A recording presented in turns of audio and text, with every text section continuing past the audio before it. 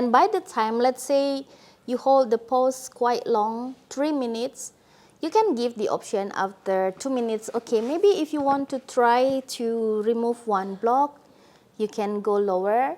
If you feel this is comfortable enough for the next 1 minute, for example, then you can stay here. Or maybe if this is too strong, please take the block again. So always, whenever you give the adjustment to deepen the pose, give them the option to back to their previous position if this feels too strong. If you have more props, then you can also rest here on the blocks.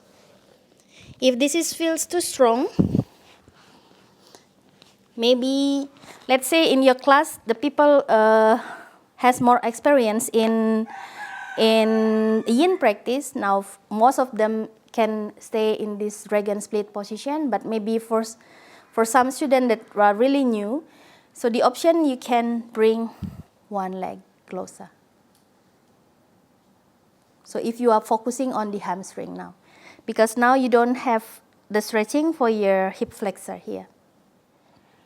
This is also can use as the variation for the half butterfly if your student is really tight in their hips. Be careful with the knees, because some people, because now the body is quite higher, so maybe some of them feels a lot here for the back of the knee, so you can also use the bolster here. So this is the option for students who really tight in their hips. If they want to stay, let's say you don't have any strap to bring them into lay down position, so you can sit higher on your blocks and support with the bolster. Dragonfly, happy baby. Okay. Stretching for the glutes. What we have learned for the glute stretch? Figure 4. On the back or on the wall. And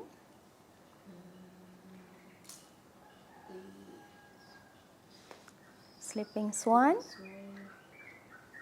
And in the seated position.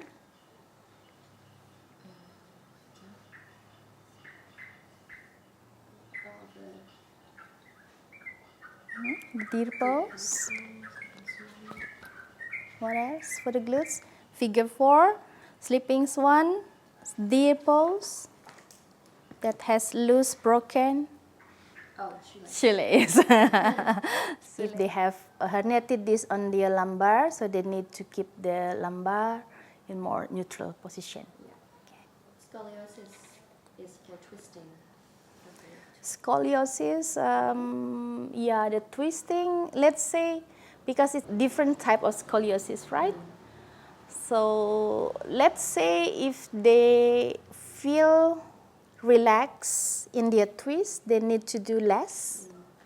If they feel tight in their twist, they can stay longer, because it means that the shorter part, right?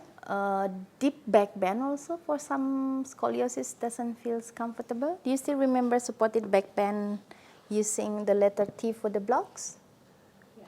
So this is also maybe for some student who has scoliosis doesn't feel comfortable to lay with this option. Because their spine is not. Yes, it's not straight. So now if you put the blocks here like this, then maybe it's not comfortable because they cannot make the spine align, right? Yeah. So usually for students with scoliosis, I will prefer to use the blocks rather on the first level on to the horizontal one. Yeah. So that's why usually in supported back bend on thorax, I will always give the option for the blocks horizontal and vertical. So they can adjust, even though we don't know if, usually people who has scoliosis doesn't really talk about their scoliosis. So during the pose, just give the option and then let them choose which one feels more comfortable for their spine. And usually if you have a private class, you kind of learn how to accommodate based on their personal body. So it helps a lot actually to learn in private class, because you can really communicate if the pose feels right for you. And sometimes it helps a lot with using the balls as well, combined with the balls the myofascial release therapy.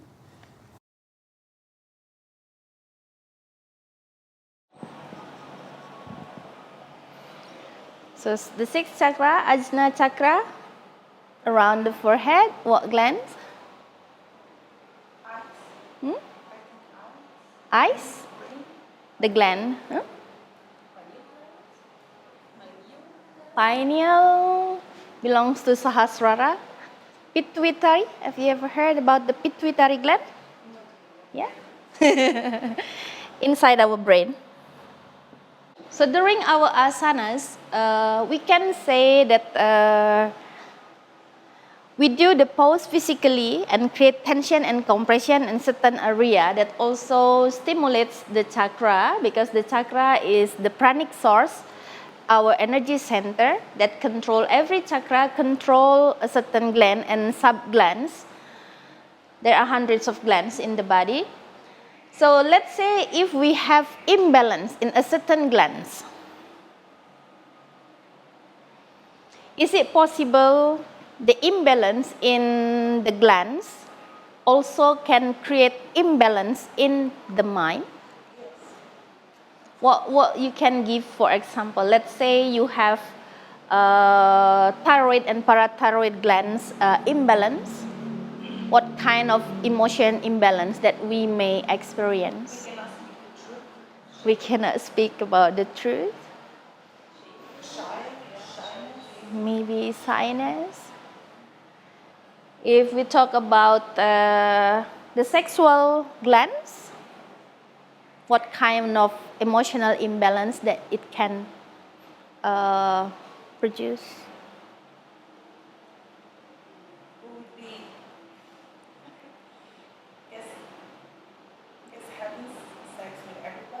Mm-hmm. What is that? No fulfillment? Yeah, you maybe feel you don't have any satisfaction in your life, for example. And also for some, maybe most of psychopath, if we talk about psychopath, usually they have imbalance in their sexual glands, right? So imbalance in sexual gland is our sexual desire is our primary, our basic desire, basic needs. So if it is, let's say we have imbalance, it also creates a very basic imbalance in the mind, makes you maybe becomes more cruel in your life. So that's also because of the imbalance of the glands. So here, let's say if we have imbalance in our digestive system, if we know in life we need to digest everything that we experience in life, right? Maybe the imbalance can create the difficulties how we digest our life. And as you know, yoga, we may know asanas, yoga asanas is work with physical body, but we know also that by stimulates the glands, it also help to balance the mind as well, right? So if we talk about the glands in the body, so every glands control the fluctuation in our mind.